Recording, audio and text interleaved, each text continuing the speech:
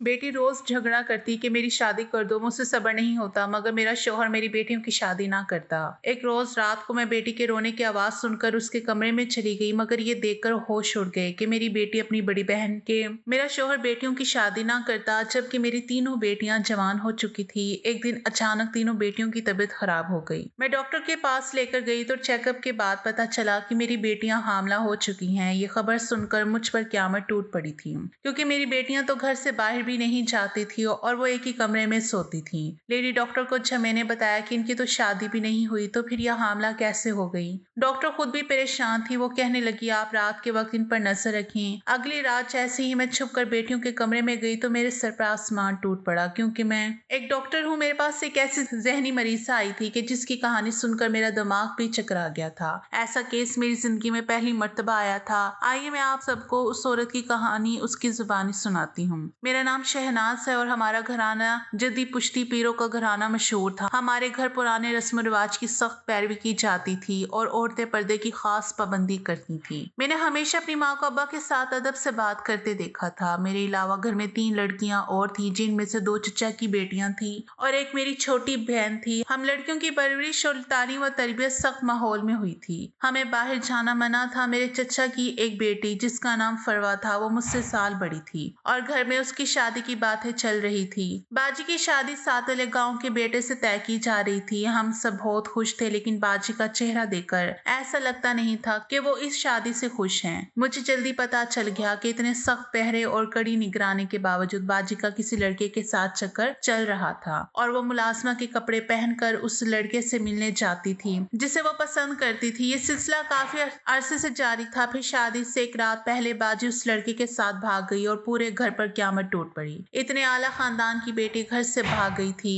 और अगर किसी को ये मालूम हो जाता तो गांव में हमारे खानदान की बहुत बदनामी होती। इसलिए ये ऐलान कर दिया गया कि बाजी मर गई है। उसका झूठा जनाजा भी सबके सामने दफन कर दिया गया था और जहाँ बाजी की शादी तय हुई थी वहाँ मेरी शादी कर दी गई थी। मेरा शौहर मुझसे उम्र में 15 साल बड़ा था और वो अपने इलाके का साईं था और उसकी रस्में हमसे बहुत ही अलग थीं। उनके यहाँ अकीदा था कि पहली औलाद लड़का ही होना चाहिए, लेकिन अगर लड़की पैदा हो गई तो फिर बहुत बुरा समझा जाता था। मगर बदकिस्मती से मैंने पहले लड़के को नहीं बल्कि 2 जुड़वा लड़कियों को जन्म दिया था। मेरे ससुराल वालों का मुंह बन गया था, मगर चूंकि मेरा ताल्लुक भी एक मजबूत घराने से था इसलिए मुझे कुछ कहा तो नहीं जाता था, मगर फिर भी मैं महसूस कर सकती थी कि मेरा शौहर मुझसे खिंचा खिंचा सा है। मैंने दुआ की कि मैं जल्दी से बेटे की माँ बन जाऊं ताकि मुझे अपनी खोई हुई इज्जत मिल जाए, मगर खुदा की करनी ऐसी हुई कि अगली बार भी मेरी बेटी पैदा हुई। अब मैं 3 बेटियों की माँ बन चुकी थी और मेरे ससुराल वालों ने मुझे वाज़ेह तौर पर कह दिया था कि अब अगर उसने बेटा ना पैदा किया तो वो मेरे शौहर की दूसरी शादी करवा देंगी, क्योंकि उनको अपने खानदान के लिए एक वारिस चाहिए था।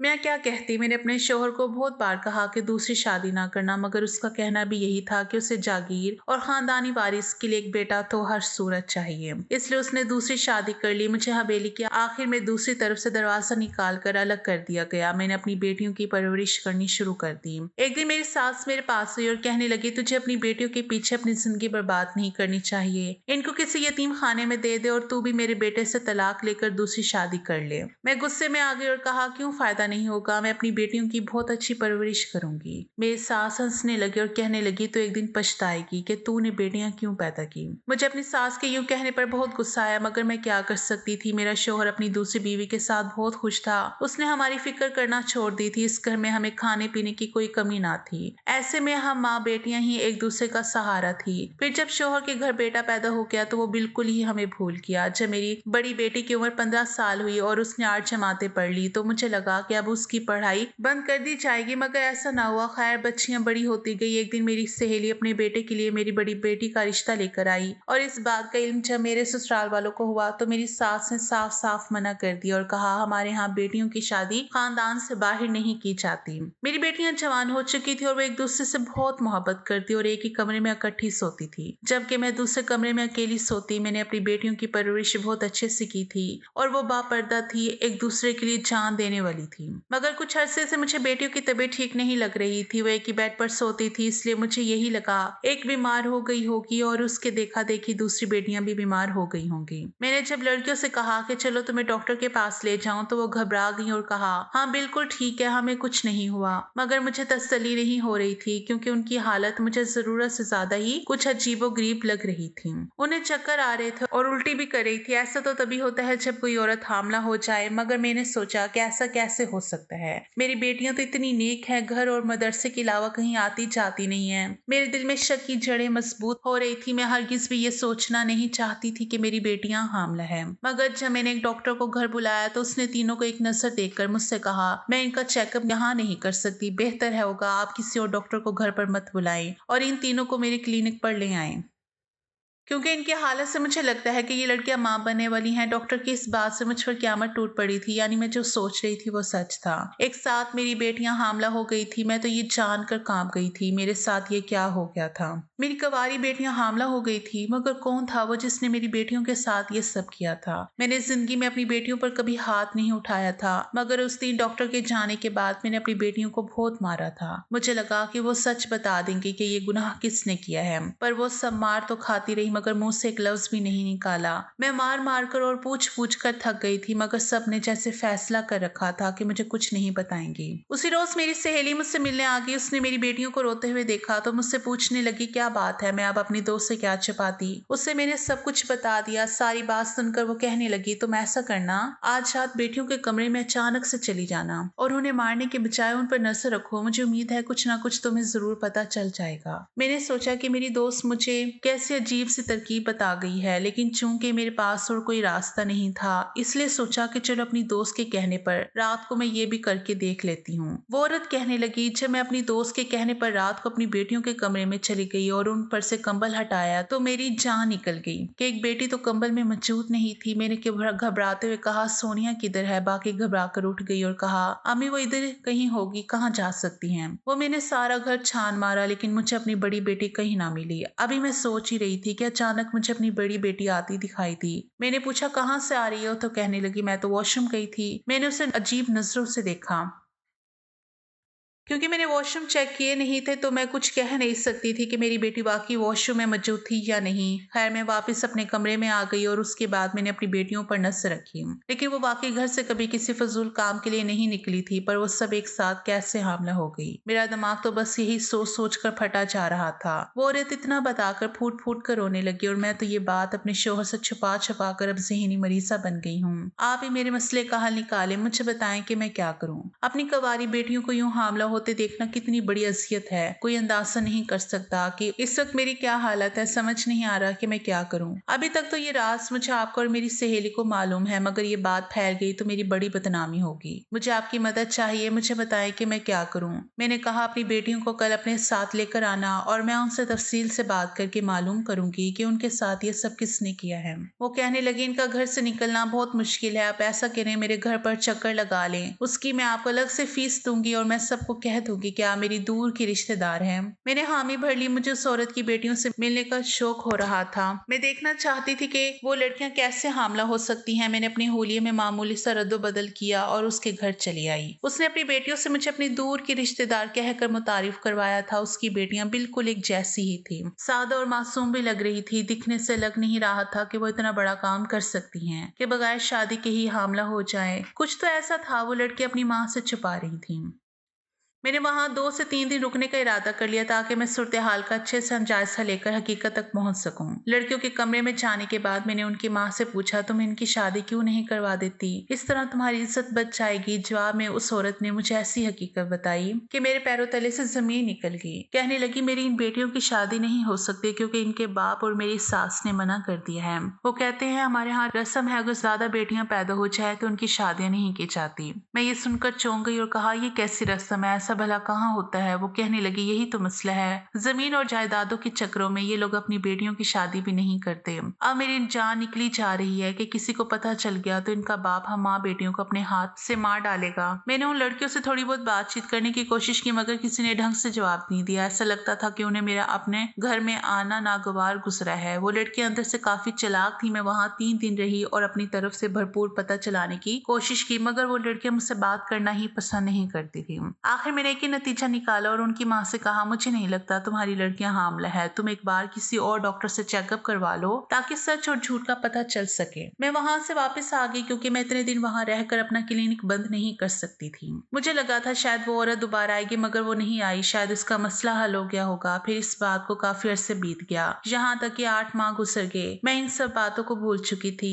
आज 8 माह बाद मेरा भाई जिस लड़की को मेरी भाभी बनाना चाहता था, उसे देखकर 7 आसमान मेरे सर पर गिर पड़े थे। मेरा भाई काफी अरसे से मुझसे कह रहा था कि वो एक लड़की को पसंद करता है और उससे शादी करना चाहता है। मैं उससे कहती थी, ठीक है, तुम घर का एड्रेस बताओ, हम रिश्ता लेने चले जाएंगे। मगर वो कहता था, मैं पहले उस लड़की को आपसे मिलवाना चाहता हूँ क्योंकि हमारा एक मसला है जिसे सिर्फ आप ही हल कर सकती हैं। मैंने उससे कहा कि किसी रोज शाम को उस लड़की को ले आना, और आज वो जिस लड़की को पसंद करता था उसे घर ले आया था।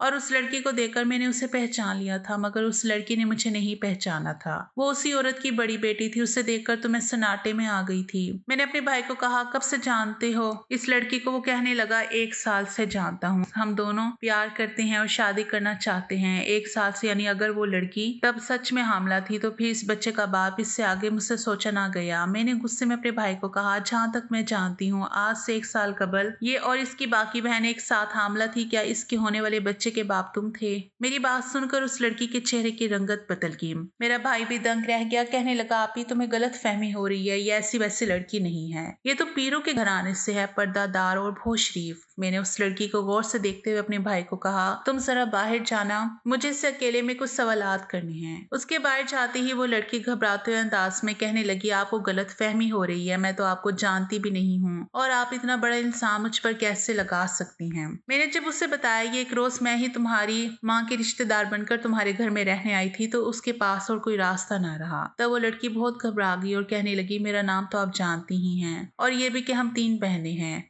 हमने शुरू से सिर्फ अपनी माँ को ही अपने आसपास देखा था। हम बहनों को मालूम ही नहीं था। हम जैसे जैसे बड़ी हुई हमें मालूम होता गया कि हमारे एक बाप भी है, लेकिन उससे हमारी कोई परवाह नहीं थी। हम बहनें एक दूसरे की दुख सुख की साथी थी। हम एक दूसरे से बहुत प्यार था। हम एक कमरे में ही सोती थी। कभी कभी हम खेलते हुए बाहर की तरफ चली जाया करती थी। एक रोज इत्तेफाक से हमारी मुलाकात मोहल्ले की एक आंटी से हुई। वो हमें बहुत प्यार करती थी और हम मदरसे से वापसी पर अक्सर उनके घर चली जाया करती थी। वो हमारी अम्मी की कजन है, क्योंकि एक रोज आंटी ने बताया कि वो पहले मेरी अम्मी के साथ रहती थी और फिर उन्होंने घर से भागकर शादी की थी, क्योंकि वो इस खानदान में हरगिज़ शादी नहीं करना चाहती थी जिसमें उनकी शादी होने जा रही थी। आंटी ने हमें बताया कि हमारा बाप कभी हमारी शादी नहीं होने देगा, क्योंकि इस खानदान की सालों से रस्म है कि जब ज्यादा बेटियां पैदा हो जाएं तो उनकी शादी नहीं करते, क्योंकि उनका डर होता है कि लड़कियों को जहेज की सूरत में जागीर और विरासत में हिस्सा देना पड़ता है। इसलिए हमारा बाप कभी भी हमारी शादी नहीं करेगा। मुझे इन बातों पर यकीन नहीं आता था, लेकिन एक दिन जब मैंने खुद अपने बाप और दादी को बातें करते सुना तो मुझे यकीन हुआ।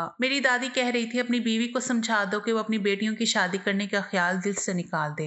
हम कोई पागल हैं कि इन लड़कियों की शादी करके इन्हें अच्छी खासी जायदाद दें। मेरा बाप कहने लगा, आपने बिल्कुल ठीक कहा माँ, मुझसे भी 1-2 लोगों ने बात की है, मगर मैंने साफ मना कर दिया है। मैंने ये सब आंटी को बताया तो वो कहने लगी, मैंने तो पहले ही कहा था, मैं तुम्हारी माँ से भी बात नहीं कर सकती हूँ क्योंकि मैं सबसे छुप कर यहाँ अपने शोहर के साथ रह रही हूँ, मगर मेरे पास एक प्लान है, तुम इस पर अमल करोगी तो तुम्हारे माँ बाप खुद तुम्हारी शादी कर देंगे। मैंने पूछा, कैसा प्लान? तो उन्होंने ही हमें बताया कि हम तीनों अपनी माँ के सामने हामला होने का नाटक करें और वो हमें एक ऐसी दवाई देंगे जिससे कुछ दिनों के लिए हमारा पेट फूल जाएगा, मगर इसका कोई नुकसान नहीं होगा। तब मजबूरन हमारे घर वालों को हमारी शादी करना पड़ेगी। इन्हीं दिनों मेरी मुलाकात आपके भाई से हुई थी। मदरसे से वापसी पर अक्सर हमारी बातचीत होने लगी। हम दोनों एक दूसरे को पसंद करने लगे थे। तब महसूस हुआ कि अगर मुझे अपनी आजादी चाहिए तो मुझे ऐसा करना होगा। आंटी ने कहा था कि जब तुम्हारे माँ बाप तक खबर पहुंचेगी तो वो अपनी इज्जत बचाने की खातिर तुम्हारी शादी करवा देंगे। उन्होंने मेरी छोटी बहनों को अपनी बहुएं बनाने का वादा किया था, इसलिए हम तीनों ने ऐसी अदाकारी की कि अम्मा को शक हो गया था। सब कुछ ठीक जा रहा था, करीब दादी को पता चल जाता और फिर अब्बा को भी। मगर इसमें अम्मा आपको अपने घर ले आई और आपने अपने हाथ से दिमाग से ये जान लिया कि हम हामला नहीं है। आपके जाने के बाद अम्मा ने किसी और डॉक्टर से हमारा चेकअप करवाया और उनको पता चल गया